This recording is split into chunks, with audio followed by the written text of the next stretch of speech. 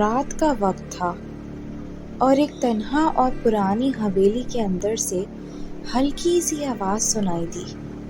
حویلی کے چاروں طرف جنگل تھا اور رات کا سناٹا دل کو چیر دینے والا تھا۔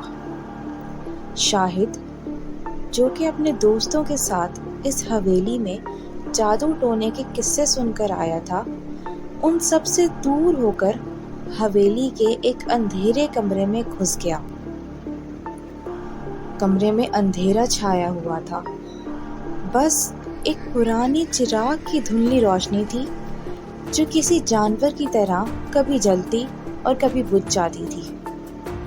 کمرے کی دیواروں پر پرانی تصویریں لٹکی ہوئی تھیں جن پر دھول اور گندگی تھی۔ ایک تصویر پر نظر پڑتی ہے تو شاہد کا دل تھوڑا تیز دھڑکنے لگتا ہے۔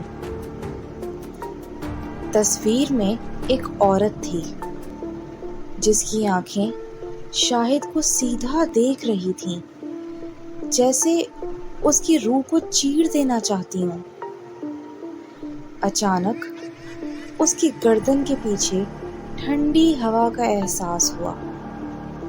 شاہد نے پیچھے مڑ کر دیکھا تو حویلی کا دروازہ کھلا ہوا تھا اور دروازہ اپنے آپ دھیرے دھیرے بند ہو گیا۔ آواز اتنی تیز تھی کہ شاہد کی دل کی دھڑکن رک گئی۔ اس نے اپنے آپ کو تسلی دی کہ یہ بس ہوا کا جھونکا ہوگا، لیکن اندر سے ایک عجیب سے خوف نے اس کا دامن پکڑ لیا۔ شاہد نے اپنی ٹارچ نکالی اور اسے جلا کر ادھر ادھر دیکھنے لگا۔ کمرے کے ایک کونے میں ایک پرانا بستر پڑا تھا۔ اس نے اپنی ٹارچ کی روشنی بستر پر ڈالی تو دیکھا کہ بستر پر سفید چادر کے نیچے کچھ ہل رہا تھا۔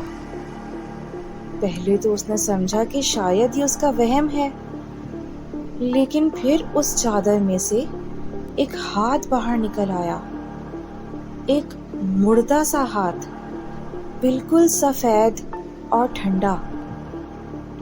شاہد کی چیخ نکل گئی، لیکن آواز اس کے حلق میں اٹک گئی۔ اس نے اپنی جگہ سے ہلنے کی کوشش کی مگر پاؤں زمین سے چپک گئے تھے۔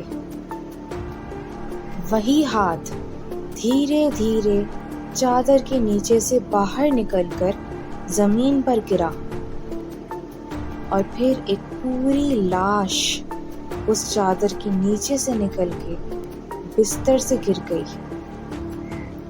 اس لاش کے سر پر کوئی سر نہیں تھا، صرف ایک کالا سوراخ جس میں سے کالی رات جیسی اندھیری نکل رہی تھی۔ شاہد نے جیسے ہی پیچھے مڑ کر بھاگنے کی کوشش کی، حویلی کا دروازہ اپنے آپ کھل گیا اور ایک تیز چیخ کی آواز حویلی کے اندر گونج گئی۔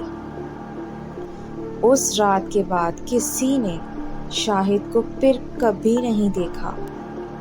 کہتے ہیں کہ وہ حویلی آج بھی وہاں موجود ہے اور جو بھی وہاں رات کے وقت جاتا ہے وہ شاہد کی طرح ہمیشہ کے لیے اس حویلی کا حصہ بن جاتا ہے۔